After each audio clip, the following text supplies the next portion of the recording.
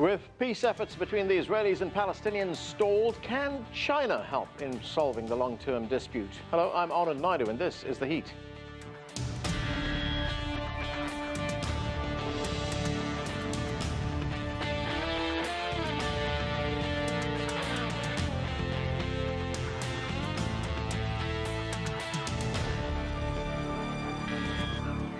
For decades now, the Israelis and Palestinians have been engaged in a conflict with no apparent solution in sight.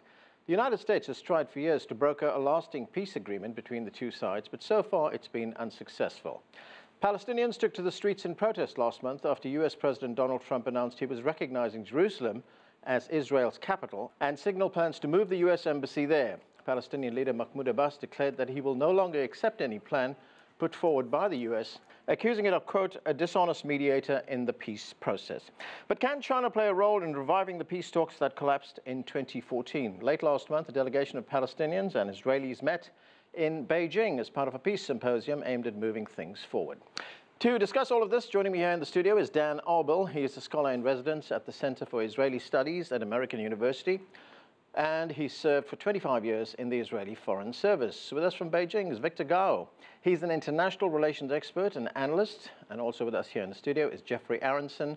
He is an analyst on Middle East affairs and chairman of the Morton's Group, a Middle East consultancy firm. And we are also joined from New York by Abdelhamid Siyam. He is a former UN spokesperson and a professor of Middle Eastern studies at Rutgers University. Thanks to all of you for joining us. Victor, let me start with you. China hosted a Palestinian-Israeli peace symposium at the end of last year in Beijing, and the Chinese foreign minister, Wang Yi, he met informally with the Palestinian delegation as well as the Israeli delegation. What can China bring to the table in trying to solve this dispute that's lasted for so long?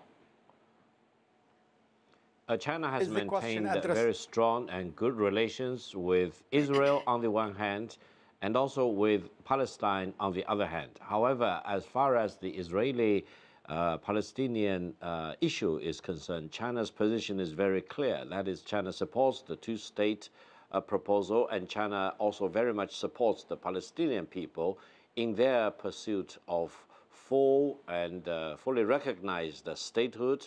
And in many cases, China stands very firmly by the side of the Palestinian people in its dispute with Israel.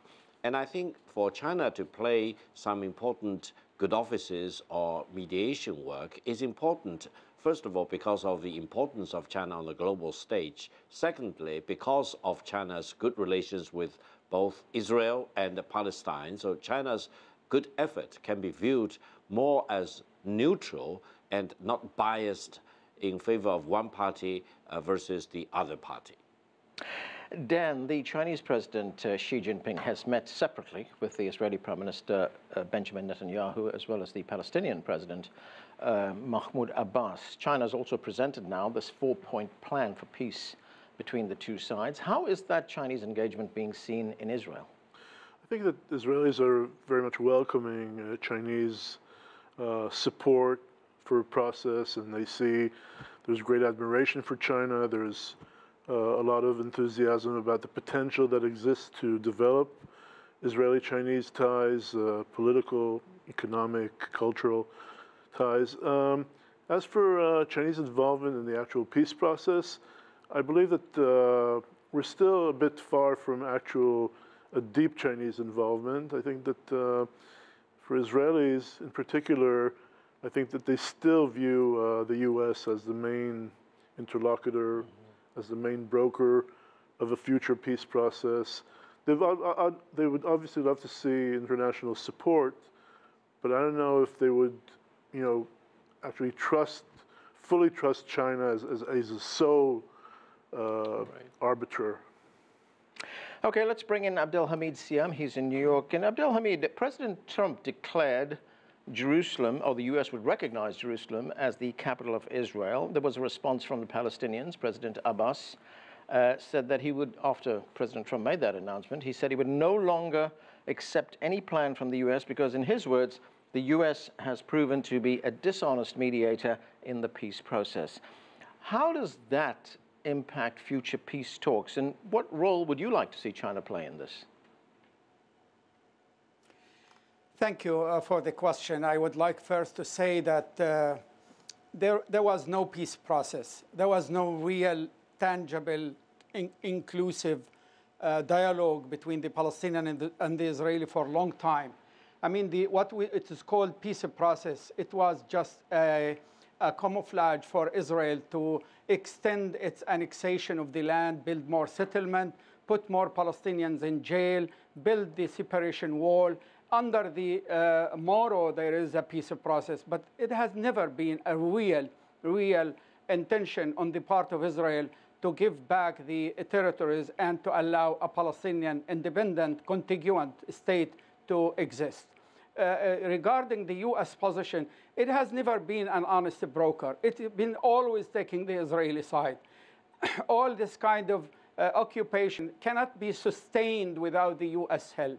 It cannot continue with the brutality it has been showing, with the violation, flagrant violation of international law, Security Council resolution, GA resolution, ICJ opinion, etc. It cannot continue if it was not for the U.S. to continue supporting the Israeli side. Now, as we speak, that the U.S. is no longer an acceptable broker. No one can replace that, because in order to have a peace broker, you have to have both sides agreeing to a new negotiator. The Israelis will never accept any alternative to the United States, because the most convenient and most loyal friend to Israel, and they will never accept China or Russia, because those countries will follow the international law. They will follow the guidance of the Security Council resolution about a substantial negotiation that leads to truly an independent, contiguous, sovereign, viable Palestinian state, which Israel does not want from the beginning. What China can do with the other countries like Russia and the European Union, they can take some steps to put pressure not on Israel, but on the United States. For example, if Russia, China, and the European Union recognize today that East Jerusalem is the capital state of Palestine, they move some of their institutions into East Jerusalem. They could campaign, they could establish a kind of international way to add to the international legitimacy that the UN represent by its resolution. Okay. This, they can influence the outcome, but they cannot play a sole peace broker between Israel and Palestine. Geoffrey, let's look at the situation right now. It's been 50 years since the 1967 war. Lyndon Johnson was president of the United States at that time. Successive U.S. administrations have tried but failed to bring about a peace solution to this dispute. Is it time now for another party to enter? Well, whether it is or isn't, the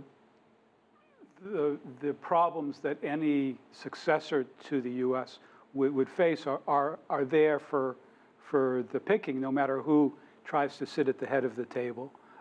It's not something you can't choose a new head interlocutor like you choose a new color for to paint your room.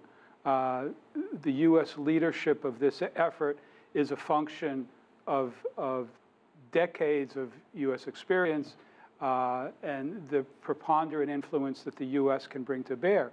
It wasn't always the case that the U.S. was the sole and primary convener of efforts to find a peaceful solution to this problem. The UN was critical in the late 40s when Israel was first established. In 1973, for example, there was an internationally organized conference headed by the U.S. and the Soviet Union at the time.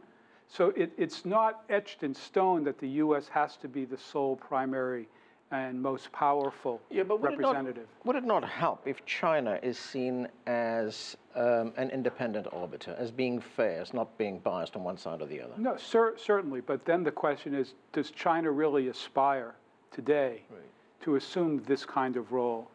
I don't think that it does. I think there are a number of interests that are served by an increasing Chinese interest in Israeli-Palestinian affairs, but it's consistent with a general uptick in Chinese interest throughout the region in all sorts of ways, whether it be operating port facilities in Israel and elsewhere, for example, in establishing a base in Djibouti, for example, in increasing its presence in the UN peacekeeping force. So there's a general thrust out of Beijing to increase its footprint in the region generally. And this issue is only one manifestation of that. Right. Let me ask Victor Gao about that Chinese involvement. Victor, China wants a two-state solution with East Jerusalem as the capital of a Palestinian state. It also has called for security measures. It wants more international involvement. And it's also called for peace through development. So how do you see the Chinese role here? I think China actually can bring a more stabilizing effect onto this Israeli-Palestinian dispute, partially because the Chinese approach is much more philosophical and much more detached from any self-serving purposes than the United States, for example. And by saying this, I mean China believes that the more and more encroachment of the fundamental rights of the Palestinian people actually does not serve the interest of Israel. Why? Because the greater oppression of the Palestinian people, the more deprivation of their rights, eventually will make the situation much worse, not only as far as the Palestinian peoples are concerned, but also it creates more and more crises in the Middle East, and eventually it will hurt the Israeli interest in the longer term. Therefore, I think to achieve greater peace between the Palestinian people and the Israeli people, we need to do major reforms of the current situation. The Israeli position of keeping more and more pressure on the Palestinians and try to turn a blind eye to their legitimate interests is actually counterproductive to the Israeli fundamental interest. Therefore, I think the Chinese approach will hopefully bring more wisdom to both the Israelis and the Palestinians so that they can see the realities on the ground better, rather than getting always at each other's throat. And in the longer term, hopefully, peace can be restored between the Israelis and the Palestinians, and peace can also prevail to a much larger extent in the Middle Eastern region as a whole. And I think this will be the starting point for the Chinese involvement in the Israeli-Palestinian dispute. And the fact that China has maintained good relations with Israel on the one hand and Palestinian on the other hand is definitely going to help the Chinese approach to this dispute. So, Dan, the Palestinians were outraged at the U.S. decision to recognize Jerusalem as the capital of Israel and say that they will not be at the table if the United States is running the peace process. So where does that leave the situation right now? I mean, how does one address those Palestinian concerns?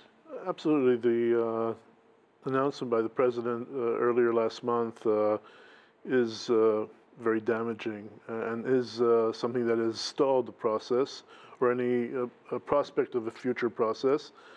But it did not finalize it. It did not end things because the president did mention in his address 2 points. First of all, he did utter the words two states, meaning he supports in a way the two-state solution if accepted by the parties. He also said that this announcement does not predetermine the future borders and sovereignty of Jerusalem.